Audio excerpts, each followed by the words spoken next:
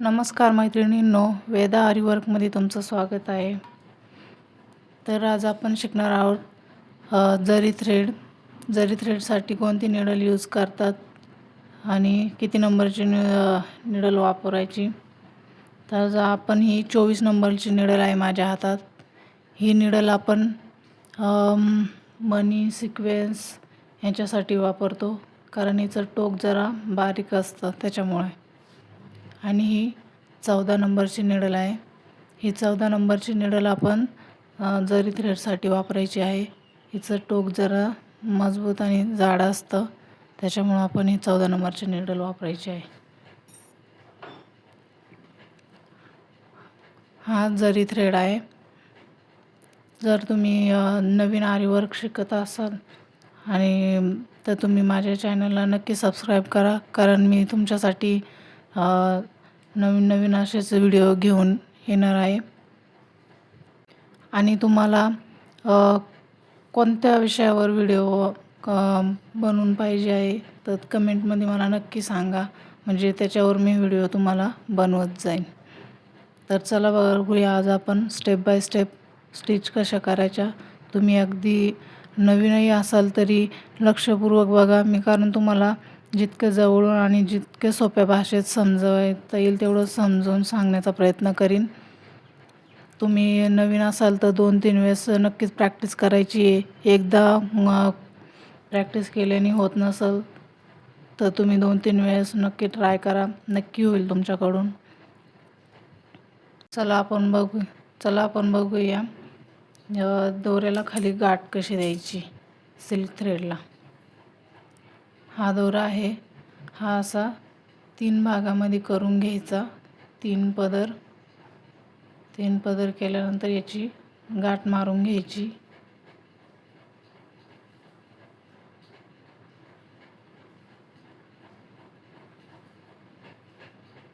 अशी गाठ मारल्यानंतर हा दोरा आपल्याला कट करून घ्यायचा आहे. तुम्ही बघू शकता अशा प्रकारे आपण गाठ मारून घेतली आहे.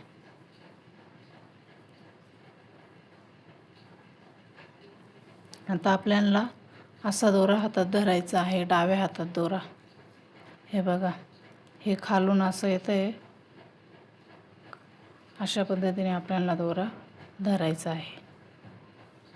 अशा पद्धतीला आपण दोरा धरायचा आहे आणि जेव्हा आपण वरतून निडल टाकू तेव्हा असं आपल्याला याच्यात फसवायचं आहे दोरा आणि वरती काढायचं आहे. चला आपण स्टिच टाकून घ्यायची आहे. सर्वात पहिल्यांदा ही 14 नंबरची बाजू आहे, ही आपल्याकडं धरायची आहे आणि हे तुलिप नाव आहे ते समोरच्या बाजूने धरायचं आहे. म्हणजे ही 14 नंबरची बाजू माझ्या साईडने मी धरेल. अशी आपण निडल पहिल्यांदा टाकायची आहे.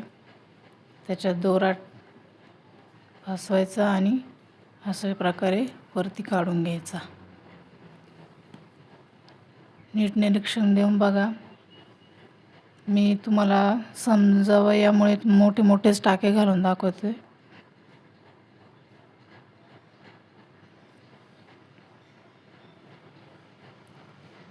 अशा प्रकारे परत दुसरी स्टिच काढायची. हे सुईचं टोक समोर दिसतंय, हे हलकं असं फिरवायचं आणि ह्या पहिल्या स्टिचमधून घ्यायचं. पहिल्या स्टिचमधून घेतल्यानंतर परत मी पुन्हा खाली सुई टाकेल. 14 नंबर माझ्याकडे ठेवेल, तुलिप नाव समोर. परत दोरा फसवेल, परत हलकी स्टिच वरती काढेल. हे समोर दिसतंय तुम्हाला, सुईचं टोक समोर आहे. असं फसवल्यानंतर टोक माझ्या साईडला करून परत पहिल्या स्टिचमधून मी काढून घेईन. परत निळं सुई टाकेल, दोरा अडकवेल, परत मी असं करेन. अशाच प्रकारे तुम्हाला प्रॅक्टिस करायची आहे. तुम्ही अगदी सुई जरी हातात धरली नसेल तरी तुम्ही एकदम निरीक्षण करून व्हिडिओ बघा आणि 2-3दा प्रॅक्टिस करा, नक्की तुम्हाला जमेल.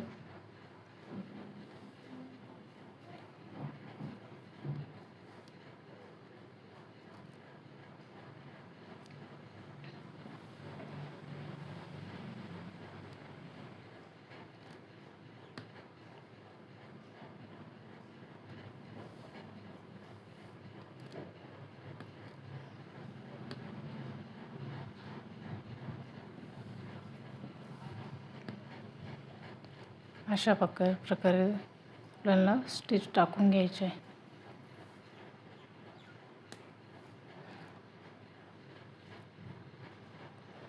आता मी तुम्हाला खालून दोरा कसा टाकायचा ते पण सांगते.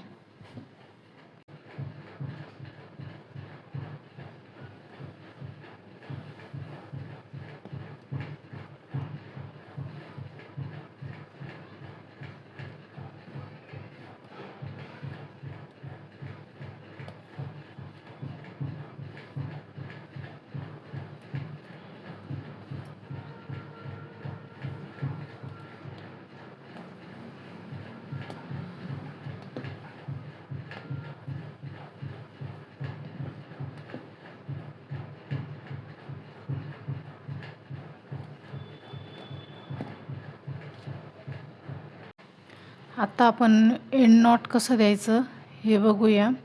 एंड नॉट देणं खूप गरजेचं आहे, नाहीतर तुम्ही केलेली सगळी मेहनत वाया जाऊ शकते. असा जर दोरा खेचला तर सगळे स्टिच उसवून जातं. त्याच्यामुळं एंड मार्क देणं खूप गरजेचं असतं. त्याच्यासाठी आपण एंड नॉट शिकूया. ही पहिली स्टिच काढली मी. ह्याच्यातूनच समोरून एक सुई टाकायची, दोरा अडकवायचा, वरती काढायचा. वरती काढल्यानंतर दुसऱ्या स्टिचमधून पहिल्या स्टिचचा हा दोरा वरती घ्यायचा आहे आपल्याला.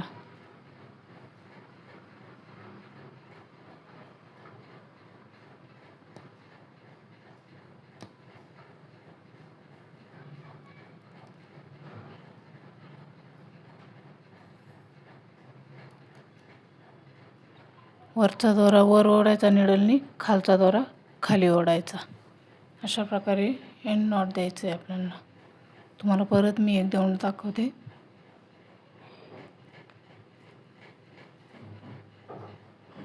चेन काढली मी वरती, परत त्याच्यातून समोरून एक चेन काढाल. पहिल्या चेनमधून दुसरी चेन मध्ये घ्यायची आणि ह्याचं टोक ओढायचं.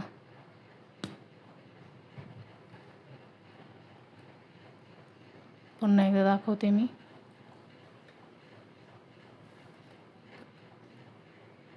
पहिली चेन काढली, परत त्याच्या शेजारी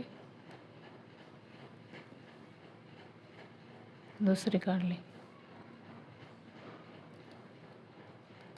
आणि पहिल्या स्टिचमधून दुसऱ्या स्टिचचं हे टोक आपल्याला असं ओढून घ्यायचं. वरचा दोरा वरती ओढायचा, खालचा दोरा खाली ओढायचा. अशा प्रकारे आपण एंड नॉट देऊन घेणार आहोत. आणि स्टिच टाकताना लक्षात ठेवायचं, सुई अशी फिरवायची असते थोडीशी. आपण जेव्हा सुई खाली टाकतो तेव्हा 14 नंबर आपल्या बाजूला असतो, हे बघा. आणि फिरवताना थोडीशी अशी फिरवत राहायची सुई. इझिली वर जाते, इझिली वरती येते. तुलीप नाव जरासं आपण फिरवलं वरती, धागा काढताना हलकी सुई अशी राऊंड फिरवत राहायची. तुम्ही हवं तर अशी प्रॅक्टिस पण करून घेऊ शकता आधी थोडीशी. बघा, डायरेक्ट 14 नंबर टाकून जर आपण 14 नंबर जर टाकून जर आपण अशी निडल वरती केली तर बघा अडकून राहते. तीच जर जरा फिरवली तर हे बघा, फिरवली की काहीच होत नाही, इझिली वर येऊन जाते.